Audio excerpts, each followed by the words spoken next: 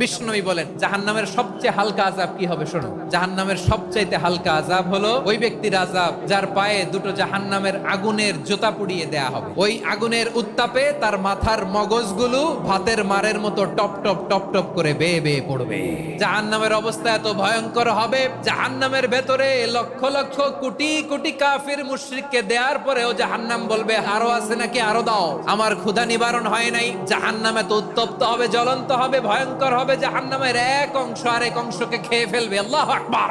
ফেরেশতারাও টালমাটাল হয়ে যাবে। জাহান্নামের রক্ষী ফেরেশতারা কি করবে তারা নিজেরাও বুঝতে পারবে না। কোটি কোটি মুশরিক কাফিরদেরকে জাহান্নামে নিক্ষেপ করার পরেও জাহান্নাম ঠান্ডা হবে না, শান্ত হবে না, বলবে হাল মিন মাজিদ, আরো আছে নাকি, আরো দাও। তখন আল্লাহ তাআলার কুদরতি পা জাহান্নামের ভেতরে ঢুকিয়ে দিবেন। দেওয়ার সাথে সাথে জাহান্নাম থেকে আওয়াজ আসবে, কত কত বিইজ্জাতিকা ওয়া বিকদরিক,